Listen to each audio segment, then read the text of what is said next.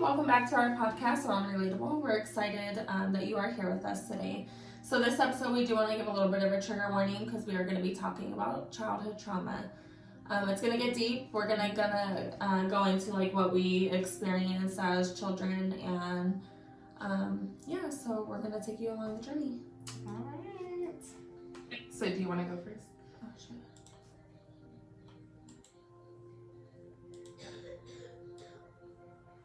And this is raw, so this is the unedited version on YouTube. Okay, y'all are getting all the edited extra clips as we're working.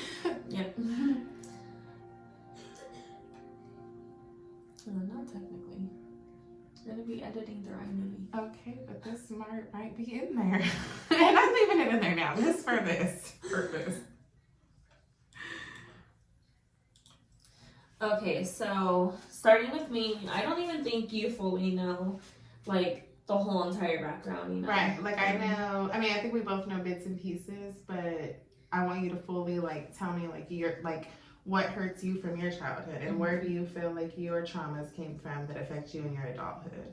Yeah, so starting off, both of my parents used drugs when I was all the way up until... Well, my dad, still currently does, but my mom actually, so, yeah, I came from, both of my parents used drugs when I was small, and my mom actually went to prison when I was about 6 years old, and I got separated from my brother. So my brother is 4 years younger than I am, and so I went with my dad, and my brother went with his dad's brother. And, I remember my dad, I always was left at different people's houses. Like, he would spend the night at girls' house, and I would just hang out out there with their friends, or their daughters, and, they became, like, my best friends. And so, no stability in a sense, like, just all, from place to place. Mm-hmm. And I even remember, like, one time after school, getting off the bus and like just going to my friend's house. Didn't even tell my dad. My dad knew nothing, and he was looking everywhere for me. Okay, so. But it's because like he was never around. I just kind of like did my own thing, Oh, and so I was like 6, 7 years old. So wow. Yeah. So, and I remember even one time my dad was cooking crack in the garage, and I remember it so vividly. Like the smell and the rainbow fumes on the bowl. Oh my god. And like it was just really bad. I remember like him and my stepmom arguing a lot. It was really. And you remember this at 6? I do remember that, but I don't remember a whole lot of my childhood memories, But so my mom went to prison, like I said, but she got out when I was like 8 years old. I was like probably 8. So after that, maybe like a year later, she had met my stepdad, and he came into our lives. And ever since my mom got out of prison, she did change like immediately. She never hung out with, the same people. She like changed her life, So thankfully I did get to see like a better life, but I do remember the bad as well, but I do feel it also like molded me into the person that I am today. And so for the people, because I know her, she's my best friend. So for the people, how old are you now? 31. 31. So for the first 8 years of your life, you feel like we're full of trauma, drugs, abuse. Like you said, you felt comfortable just going to a friend's house because you had no supervision. Mm-hmm.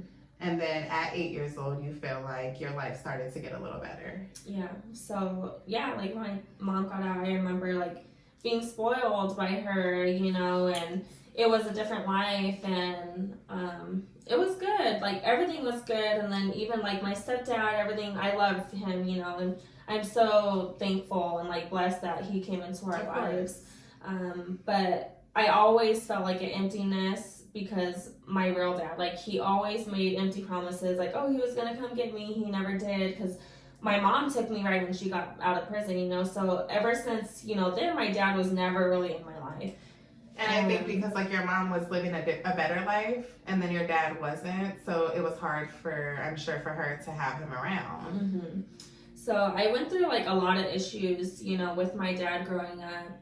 And even now, like, he's still, like, not really in my life. Like, there's plenty of birthdays he forgets to call, or, you know, I don't hear from him at Christmases. There's been times I haven't heard from him in over a year. Wow. But, you know, so I do feel like that abandonment. Like, I am left with that abandonment, which I know now that I have learned as an adult that the way I was as, like, a teenager, like, being promiscuous and chasing all the boys and having sex at an early age came from that void wanting that from a male figure in my life, which, you know, I eventually got later on in my life with my husband, but even now, like, it's still a struggle now in our marriage, even being together almost 16 years later, you know. So that your father not being that role, that love figure, that guy that you needed then,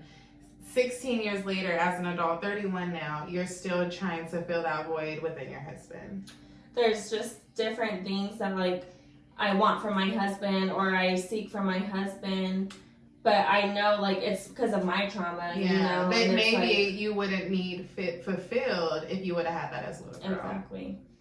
Yeah, so, and, you know, like, with my dad, so, for reference, for those who don't know, my husband is Black, and my dad didn't like that. You know, my dad came, like, he was raised, you know, he didn't like Black people. He was always in and out of the prison, so they are very racist there. And I remember him telling my mom that I wasn't going to graduate high school. Oh, wow. I was going to get pregnant and be a dropout, and, like, that infuriated me, you know, and so... But you did it, for all the listeners. Exactly. She did graduate. So, you know, that has always been, like, kind of an issue. And I think now, you know, my dad hasn't said anything because he came to our wedding. And, you know, I think it's just... Do you feel like he has some type of, like, hidden, like, disgust in a sense, or any type of ill will feelings of that, or do you feel like he's really just kind of, like, overcame that, like, that's who you are, he accepts you? I honestly can't tell you because I haven't actually had that talk with my dad, or even a regular conversation, you know, to have a talk like that. And I think, and I mean, maybe he has, because the world that we live in is different, and he knows, like, it's been so many years that I have been with, you know, a Black man, and I have, like, mixed children, and I, you know, there's but the key word is that you don't know, because you guys haven't had those conversations. So even from, like, being 8 years old being neglected, and 31 years old, you're still being neglected in the same way by the same person. Yeah, at the end of the day, for me, I know that, like my family, my kids are loved from, like, my mom and my stepdad, you know, that they have, like, that person that they need in their life. But what about you? Even though I didn't have that. But I'm not looking for my dad to fulfill anything with my kids. Yeah, like, sure. That's definitely, like, a closed door. For sure. So, yeah, you know, thank God that my mom was able to show me a better life, because I did grow up, like, living a completely different life. You know, we lived in a great neighborhood growing up. I had the nicest things. I had a car at a young age. So I did get, like, the best of... She had everything. You know, like, I had a good life. But I did have to endure, like, the bad, you know, but... Yeah, and I think... Without the rain, there's no rainbow. Did you want to get into that? The abuse, like... Yeah. Okay. I don't... That's her trauma to share, so I want to be very cautious. But do you want to share with them how... Even though, like, you were having that great parenthood and you were having, like, your mom did change and you did have money and all these things, the abusive relationship you endured at such a young age with a man, I think you were, what, like 13, 14, that you dealt with, because even though our mom, you know, for her case, like, even though she had the money and the mom and the house and the stepdad, everything looked at like, oh, your life is good now. But inside, you were still broken. Inside, you were still misguided. Inside, you still didn't have that value. And I'll let you tell it, but that led to what? Yeah, so to go in a little bit deeper, when I was 13, I had met, you know, somebody, and he was 3 years older than I was. And unfortunately, he's the guy that I lost my virginity to at, you know, 13 years old. And a lot of abuse, you know, emotional and physical abuse took place. And when I mean, like, he used to slap me, like, across the face over and over again. When I mean the embarrassment of him making me do jumping jacks in front of all of our friends in front of, like, Walmart. Yeah. And if I didn't, like, I'm gonna get beat. So of course I did those things, and like people looked at me like she's stupid, like, you know. But for me, I didn't know any better. I was 13 years old. I didn't know. I didn't try to go to anybody. You know, like, nobody really knew And what was happening. What did you think, like, what happened? Like you said, if you didn't do it, not only would you get beat, but then what else did you feel? Like, I feel like, you know, he would leave me, and like, I loved him. Like, I lost my virginity to him. So like, for me, that was so much more than, you know, what was really happening in my head. But yeah, you know, and then you, like, grow up and you learn, like, that's not okay. Like, none of that was okay. And then you start realizing, like, everything that you have went through is, like, it's shitty. And like, but I mean, for me, I do feel like it helped me, because I never, ever, after that man, I had never let another man treat me that type of way again. So I have never put up with no fucking bullshit. So you learn early on, so you don't have to deal with that now. But it doesn't neglect or take away from the fact that you shouldn't have to endure that at all. For sure. Especially at that young age. Like, we have kids. My daughter's 15, and I'm like... My daughter is going to be 13 this year, and I just can't even imagine, like, her living the way I lived, or anything how I was as a 13-year-old. And I'm kind of glad. Not having the space, like you said, you didn't feel comfortable going to tell nobody. Like, you probably didn't feel like nobody would understand, or you didn't want him to get in trouble, because that's the only first man that loved you or showed you some type of affection, so you were trying to hold on to that. So, like, I can't imagine, like, our kids feeling like they can't come to us, or they can't go to somebody else and just saying, like, this, or even understanding that it wasn't normal. Because where we come from and what we've endured at that age of 13, we should be innocent, and we should know, like, danger. We should know triggers and warning signs, and we leaned into that because that felt comfortable to us. Yeah. And to be honest, I had one friend, because after me and that boyfriend broke up, I was still sleeping around with guys, hanging out, with going to parties, drinking. I had one friend that would always tell me, like, what are you doing? Why are you sleeping with these people? She would be so mad at me, you know. Tell me, I'm your friend. Come on. And I always, like, you know, she was a couple years older than me, so I think her maturity level was just a little bit different, but I always remember her telling me, like, what are you doing? You need to stop. And she would get so mad at me, you know. Wow. Hug me. Okay, so, yeah, that's some of the stuff that, you know, I have endured at a young age. And, that's heavy shit. Yeah, for sure. So, let's hear, you know, I know you have a lot of similar things, actually. We kind of experienced a lot of the similar things. Yeah, so for sure. Go ahead and share your story as well. All right, so I'm one of those people who are just like laugh their pain off, so just bear with me as no, but seriously, I dealt with a lot of similar things. Like she said, my mom also went to jail when I was actually 2 years old. So for the first 2 years, my parents lived together, very abusive. My dad was very abusive to my mom. She went to jail I was 2. Then there's 4 of us kids. We go live with my grandma. My grandma was on drugs, so we kind of just went from like one house to the next house. But I say that to say that at 2 years old, and this is something that I'm now in my healing journey. And you also just found this out. Yeah, a lot of this information that I'm going to share with you guys, I just found out for myself for the first time ever, and have just recently processed for the first time.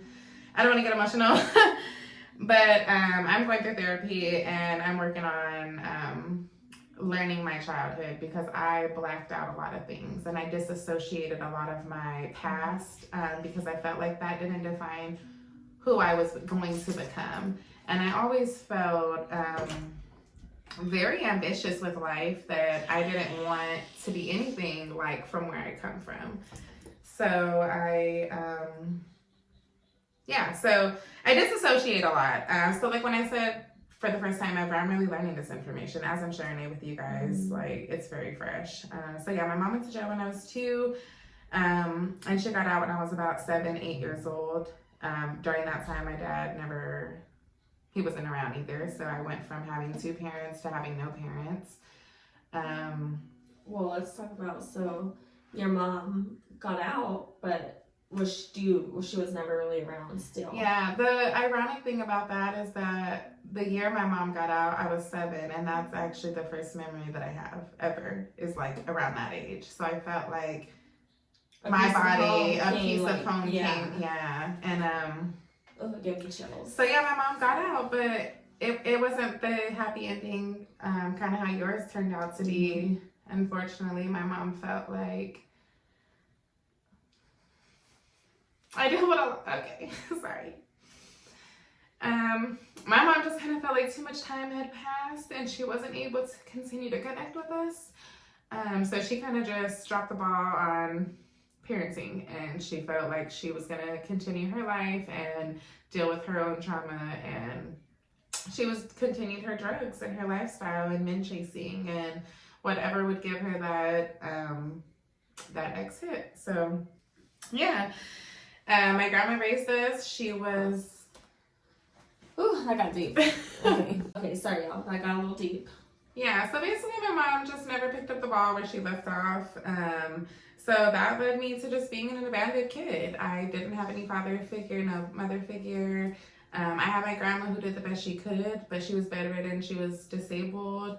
So it was really up to us kids to raise ourselves. And I mean, we grew up in poverty. I remember like food stamps, and we would try to stretch the food to the end of the month, and we're only eating hamburger for 5 days a week because that's all that we could afford, and ramen. And I know that some of us listening to this are going to be like, better than nothing, and true. I'm thankful for, that, but it doesn't take away from trauma. Yeah, it doesn't take away from like, we didn't deserve that. Being hungry as a kid, crying as a kid when, my uncle was an alcoholic and he lived in the home, and he would break the glass windows and he would think that people are after him, and he was fighting demons, in the atmosphere in our living room, and we're kids just sitting on the couch and we're scared and we're crying and we don't have anybody to hold us and say it's going to be okay.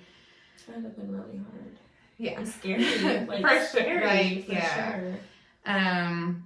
So, that was my childhood, and then that led very similar to how yours led into being a promiscuous teenager, because now... Which is kind of how we met, through partying and friends. That is how we met at 14. Yeah. We were both in our wild stages of house parties, backing it up. Hey. Those days are behind us. Long and gone. But yeah, we were hanging out with the same crew, doing the same things, and looking for the same attention. Getting taken advantage of. For sure, because all the men that we were messing around with or dating or, visiting with, they were all older than us. They all should have known better. But little did, we know now that we're adults, we know that they were born in the same type of environments we were in, the same type of knowledge. So we can't really hold anybody accountable for our own decisions that we made. For sure. But that's what we were looking for. So we were looking for someone to love us, for someone to give us a little bit of attention, to smile at us and say, hey, I'm going to be there for you, because no one has ever told me they're going to be there for me. So this man, 6, 7 years older than me, is going to be there for me. Hey, can you be there for me? And so we learned that, are they really there for us, or are they using us to their advantage?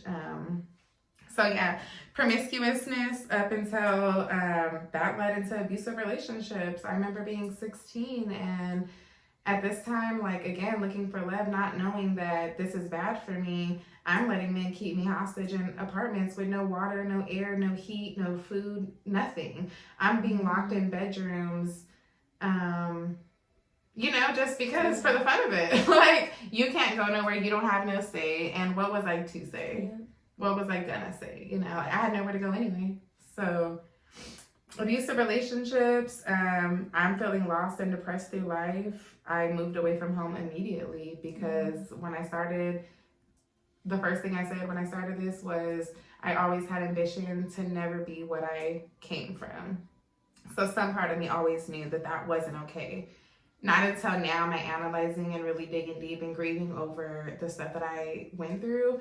But now I'm able to see that I was depressed. I was lost. I didn't know, which way to go. Mm-hmm. Yeah, so that's just a lot of I think a lot of our childhood trauma really just carries into we're adults. And sadly, we're in our 30s trying to figure this out now, but better late than never. But both of our stories, and that's just like the top layer. That's not even like, getting really into, that's literally the top layer. Yeah. But how we're able to sit here and discuss it is because now we're aware. Very aware. And we became aware through like reading books, and also, social media nowadays is huge. So learning stuff on like TikTok and podcasts, right. And, just really realizing like, oh my God, or, we knew that that's not what we wanted because what we saw. Feel it. Yeah. You can feel it that in your gut that something isn't right. If you're in a situation right now, in a relationship or in a household, you live with your parents, it doesn't matter if they're your family, your blood. I can't stress enough because I'm so passionate about it does not matter what you're around. You need to leave that environment. Yes. If you feel in the pit of your stomach that this is not for you and you deserve better, you are your only way out. Preach it. Amen. And that's how we got here, because we felt it at the pits of our stomach. When I was going through those abusive relationships, I'm calling her, she already had found her man. She was already happy. I'm over here crying like, how come it get out, leave him, and that's, we did have a lot of back and forth, and we struggled in our relationship. If her yelling at me, like, you know better, like, why are you doing this again and again and again? And it's, sometimes I would lie to her, like, yeah. I didn't want her to I was the judgy friend, but I was the friend that cared about everything. Like, no, you're worth so much more. Yeah. Like, this is not your purpose. Like, God has bigger for you, But you don't see it when you're going through it. You don't. But I had already got out and found my happiness, so I wanted to share that, and that's why, like, I was trying to spread the light. Like, you could have this too, like, you're capable of having this. And but we just get so lost and. Yeah, it, like, when you're in the mud of it, you don't see anything around you. I have been depressed for years, and I really never knew it. I literally thought that I was happy. I felt like, this is better than what I came from. This was better. It's as good as it gets because I never seen nothing better. I was the first person in my family to graduate high school. So I don't need to go to college because who am I trying to beat? I already beat everyone. And like, it was different for you because you left like your hometown like immediately, right? Yeah. Like you were the only one out of your family that was like got up and left. Like right away, you were like, no BS, I'm done with this, and you left. But why? But I think let's for a man, exactly. Let's get real, guys. The Florida man. Yeah, it was. I didn't know it was gonna turn out great for me, but it was behind a man, and I mean, thankfully, he's my husband and my house. I just feel like you can't grow your environment in the same environment. Girl, we're gonna get on that. We have that episode for you guys. But you cannot continue to grow when you stay in the same place you've always known. And that's why, even when I say, like, if your family is toxic, if your mom is toxic, first of all, if you're 18 years old and you can get out and move out on your own, yes, it sucks. Yes, it's hard. Yes, you gotta work hard and pay those bills, and you might be broke and not have nothing left over. But what you will have is peace of mind. What you will have is the feeling on the inside of you're all you need. And until we reach that level in life, we're going to continue to be affected by everything around us. We're going to continue to be affected by all the people. We have to, we're affected regardless, but we're trying to heal ourselves. Yeah. And what we went through affects us as adults. It affects our parenting. It affects the way we love ourselves. Yeah, for sure. And I think that, if we don't love ourselves, then how can we love anybody else? else. And I know that's very cliche to say, but it's true.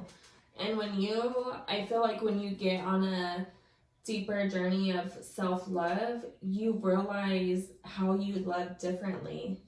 You know what I mean? Because the love that I give my husband now is something that I could not have gave him 2, 3, 4 years ago. Even a year ago. It is just so different, and it feels different, you know? And so, yeah. Because it's a mature love, right? Like, for sure. It's like, especially coming from, you know, we're coming up on 16 years this year, so coming from a teenager and then into now in our adulthood, like, yes, we've been through some shit, like some deep shit. Yes, we actually split up for a year and a half, you know, but you can't see the good times without the bad. Right. You can't see the good without going through the bad, and that's why I'm forever thankful for the bad, because we're able to see the rainbow at the end of the freaking storm. And God created a rainbow, so just for that reason, so you can see that there is some light at the end of the tunnel.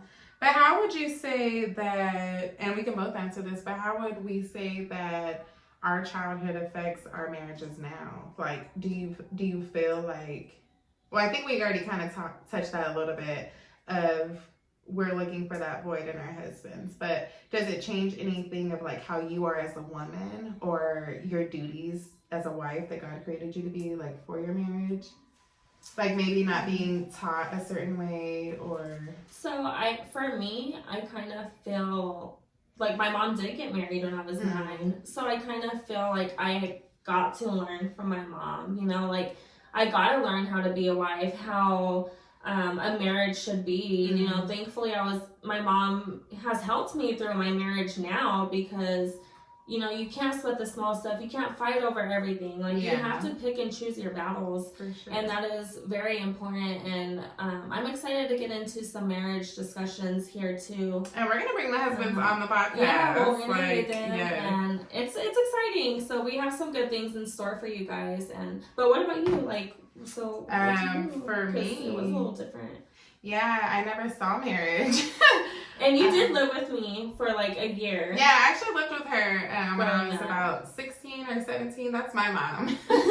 And so I have witnessed like what a family should be like. And I think that that's why I always had that feeling of like, this isn't right. And I always chased, and I'm big on family now with my kids. I'm like helicopter mom because I didn't have that. But for my marriage, it plays a big part in, as I don't really know how to respect or value a man, because I never seen that. And you've always been so used to being just so independent, like always by yourself. Like, even growing up, it was just like you always had a job. Like, we worked together at 15 years old. Like, yes, like, you know, we were just freaking go-getters. Like, and it's really that independence of, I don't need anybody. You know, I have to figure it out for myself, because my whole life I had to figure it out. I was always abandoned and left alone to figure it out. So as I step into my marriage, it's struggling for me, because I'm like, well, now I don't have to figure it out alone. Now I'm supposed to go to my partner for help, and I'm supposed to confide in my partner and respect my partner and follow his leadership. But becoming like a kingdom marriage, you know, like we want to get into that kingdom wife, and them to be like kingdom husband. And God has like just designed us to be under one, but because I never seen that, it's something that I struggle with, and I'm trying to reteach myself and retrain myself what type of parent to be. What type of wife to be. Especially when, like, you know, the people around you have disgraded men their whole lives. Like my grandma, my mom. No respect for anybody. And then I'm trying to be a respectful wife. So it's very challenging. We had so many other things we wanted to hit. Yeah, so I think that's about all that we have for you guys this episode. Yeah, I think we summed it up. A lot of childhood trauma. We wanted to just give you guys a little bit of our history, so you know we're not just up here shooting the shit. But we actually do have some stuff that we're healing. We're uncovering, we're realizing, and we want to be relatable. Like the name says, like we want to be relatable. And I know that there are some people out there that have experienced, if not worse. So yeah, we want to just we want to hash it all out here.